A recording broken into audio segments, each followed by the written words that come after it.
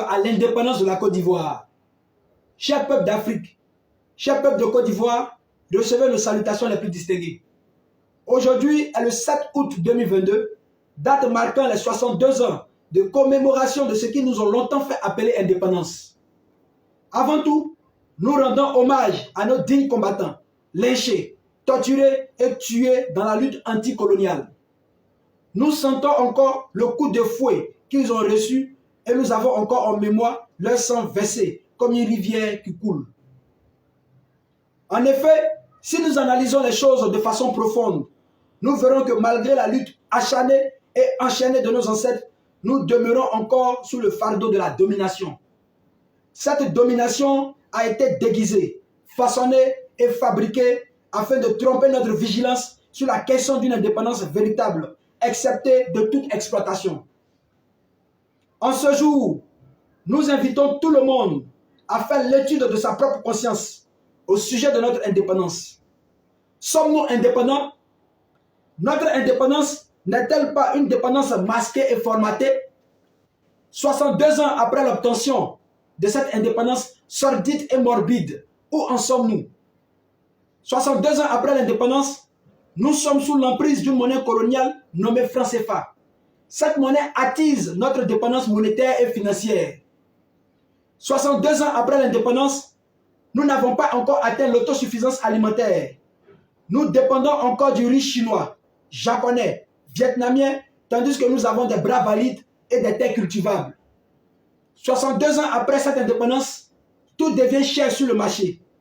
La galère continue de ruminer dans les ghettos, les bacs à thé. 62 ans après cette indépendance, notre système scolaire reste dépassé, calqué et copié sur le système occidental. Un système qui nous est étrange et étranger, dans lequel les élèves et étudiants sont sans lueur d'espoir, souffrant du chômage grandissant. 62 ans après cette indépendance, nous n'avons aucune industrie de pointe, aucune usine de transformation de nos matières premières, à savoir le cacao, dont nous occupons la première place mondiale. 62 ans après cette indépendance, nous avons des hôpitaux qui n'arrivent pas à faire face aux soins du peuple et aux besoins de certains malades. En effet, la baisse de l'espérance de vie montre la précarité imminente dont souffre notre système sanitaire. 62 ans après cette indépendance, nous assistons à l'implantation d'une base militaire française, montrant notre impuissance à se défendre et à former une armée adéquate pour assumer et assurer notre protection. 62 ans après cette indépendance, notre économie est majoritairement contrôlée par les multinationales étrangères, notamment libanaises, chinoises, françaises, laissant ainsi les entreprises locales en pleine agonie.